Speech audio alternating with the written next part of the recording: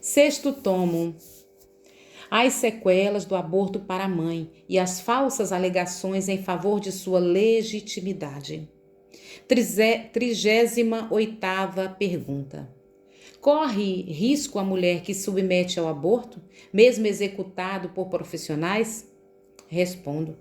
Seria temerário negar que a mulher corre risco, mesmo quando o aborto é executado por profissionais deste ramo macabro.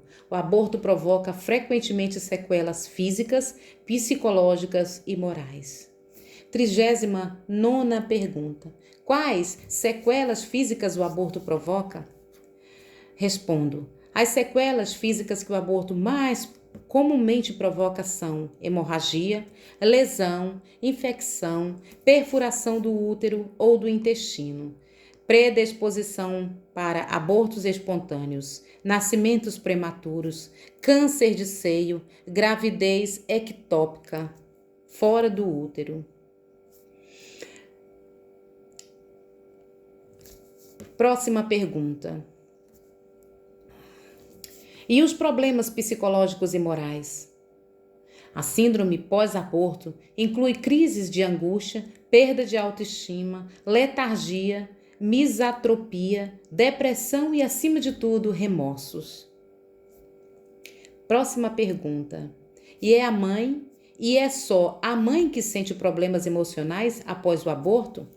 Respondo. Não. Também o pai. Frequentemente, quando toma conhecimento do aborto do seu filho, esse trauma pode ser gravado pelo fato de a lei geralmente não lhe conceder nenhum poder para proteger a vida do seu filho, que vai nascer e é abortado voluntariamente pela mãe, como tem acontecido nos países onde o aborto é permitido. Próxima pergunta. As pessoas favoráveis ao aborto não sabem disso? Sabem, mas tal é a sua determinação de promover o aborto que só se refere aos riscos do aborto clandestino, evitando mencionar as sequelas físicas e psicológicas morais e acima descritas. Próxima pergunta. Os partidários do aborto alegam que a mulher tem direito ao próprio corpo e, portanto, pode extirpar o conjunto de células que está se formando no seu organismo e que lhe pertencem. Isso é verdade? Essa alegação parte do pressuposto de que está se formando no seio da mãe não se passa um grumo de célula agregado ao seu corpo. A mulher, portanto, teria o direito de extirpá-lo se quisesse, como faria com um tumor que tivesse crescido em seu organismo. Entretanto, essa concepção é falsa, pois esse grumo celular, chamamo-lo assim, argumentandi gratia, e já um ser humano potencialmente completo distinto da mãe.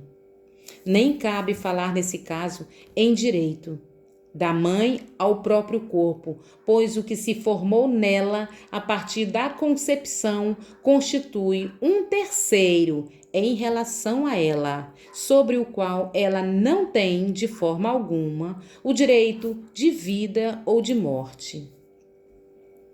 Próxima pergunta. Mas não é a mãe que fornece as células ao filho?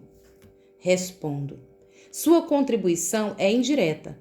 Todos os órgãos auxiliares, placenta, involucro, amniótico, o cordão umbilical, são desenvolvidos pelo próprio embrião, a partir dos nutrientes que recebe a mãe. Não é, pois, a mãe que produz diretamente as células com que o filho vai se constituindo desde a fecundação. Próxima pergunta. E se a gravidez for indesejada pela mãe? Bom, desde que a mulher esteja grávida, ela já é mãe de um ser humano nos estágios iniciais da vida. Não lhe cabe mais escolha. Eliminar a criança indesejada é praticar o assassinato de uma criança inocente e indefesa. O certo será remover as causas pelas quais a criança tornou-se indesejada e não matá-la. Em caso de pobreza, buscar auxílio, como, por exemplo, obter a adoção da criança em caso de vergonha, recolher-se discretamente. Nascer é um direito de cada criança. Próxima pergunta. Por que obrigar uma mãe a dar sequência a uma gravidez resultante de um estupro ou incesto? Respondo: matar a criança era um crime maior que o próprio estupro ou incesto. Se o estuprador não é condenado à morte, por que seria a criança inocente? Próxima pergunta. Então a mãe vai ter que suportar a associação daquela criança, durante o resto da vida, à imagem indelével do estuprador? Respondo: se a associação da imagem do filho com o fato do estupro produzir um trauma irremovível, ainda há o remédio de entregar o bebê a pessoas ou instituição que possam adotá-lo. É o que a igreja recomenda às freiras estupradas durante as guerras. Em caso algum, será legítimo matar uma vítima que não teve culpa de ser gerada. O que deve ser lembrado, a mãe que é ao optar pelo aborto, não escapará à síndrome pós-aborto, com os problemas físicos, psicológicos, morais já referidos. Se, pelo contrário, ela decide ter filhos e criá-lo, isso a eleva e dignifica aos próprios olhos e diante da parte mais sadia da sociedade, pela prática de um ato nobre e meritório. No caso da freira estuprada, a igreja permitia que ela voltasse ao seio da família, se assim o desejasse, para criar e educar o filho.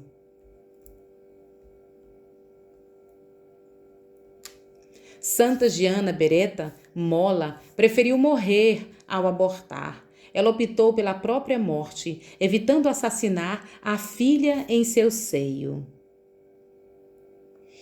Próxima pergunta. Pode-se abortar a criança para salvar a vida da mãe? Não, de maneira alguma.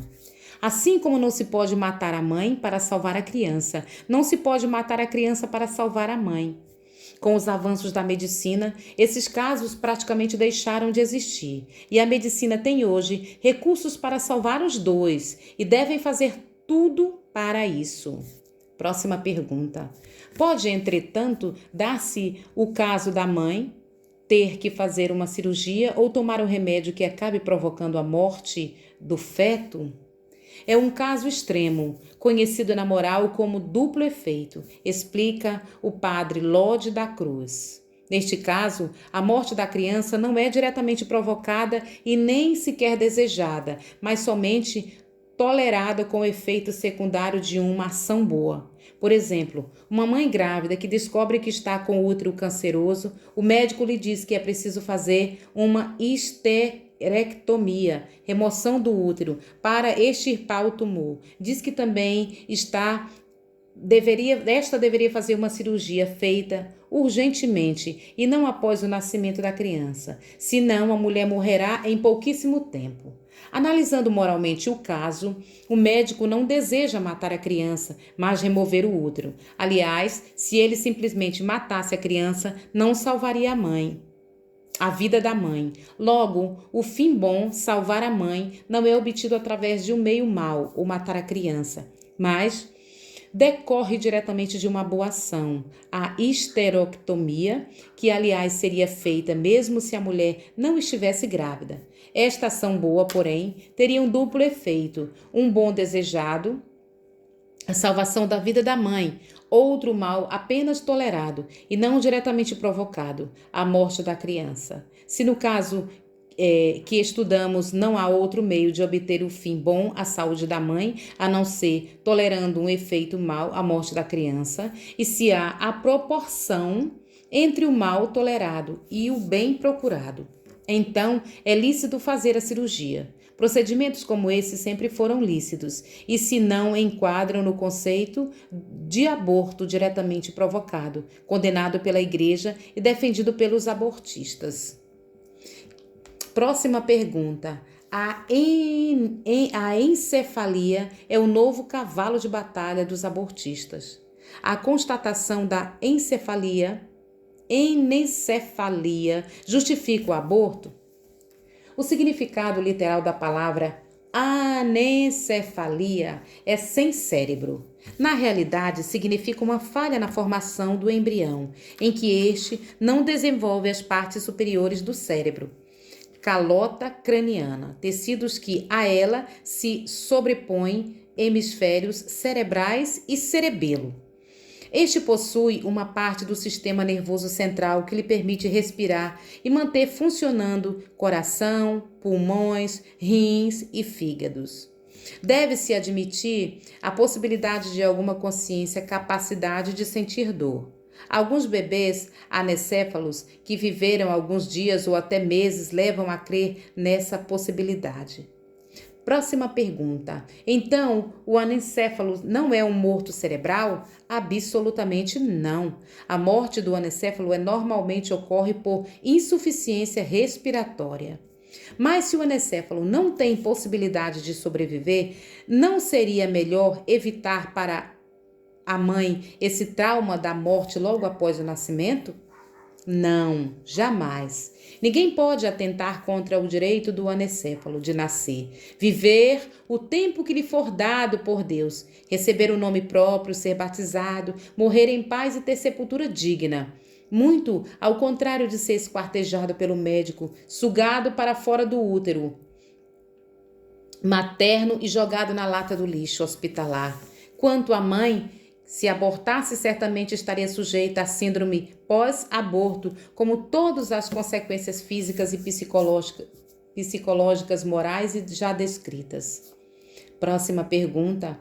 Seria eticamente aceitável retirar os órgãos vitais de anencéfalos para efeito de transplante? A Associação Médica Americana considera o anencéfalo um ser humano vivo até que venha a ser constatada sua morte com critérios aplicáveis aos seres humanos geral. Ela revogou a posição que considerava o anencéfalo neonato como um caso à parte para fins de doação de órgãos, colocando os mesmos padrões e regras utilizados para as doações de órgãos em geral. Assim, a previsão medicamente certa curta ultrauterina do anencéfalo não torna moralmente lícita a retirada de órgãos vitais para transplante. O loteamento de órgãos de qualquer ser humano ainda vivo é um crime nefando que, por sua vez, alimentaria um comércio mais que nefando. Aceita esta tese, logo viriam as próximas vítimas, crianças com outras doenças graves, velhos que não podem valer-se por si mesmos, qualquer indivíduo em estado vegetativo prolongado e etc. Próxima pergunta. O que se justifica tanto desvelo por um anencéfalo que vai mesmo morrer logo após o nascimento, se é que não nasce morto? É fato que muitas dessas crianças nascem mortas e a maioria vivem poucas horas, mas há algumas que vivem dias, semanas e até meses, por vezes mais de um ano. Nesse período tem-se constatado um maravilhoso relacionamento humano, especialmente com a mãe, mas também com parentes e acompanhantes que cercam com desvelo o anencéfalo, mas sobretudo que o que se devem ter em conta são os misteriosos desígnios do Criador. Santo Deus, que deu tão pouco tempo de vida a essa criança. O Dr. Albert Niedmeyer, doutor em medicina filosófica e direito, catedrático na Universidade de Viana, tece profundas considerações a esse respeito. Sob o ponto de vista sobrenatural, não há vida indigna de ser vivida. Ao enfermo, aparentemente mais perdido, são aplicáveis as inspiradas palavras de São Tomás. É melhor para ele ser assim do que não ser em absoluto. Para compreender esta sentença, é indispensável poder conceber que todo ser representa uma participação no ser de Deus. Proposição misteriosa que, para a arrogância humana incapaz de elevar o olhar acima do terreno, poderá parecer loucura e escândalo, mas na realidade nasce uma profunda sabedoria.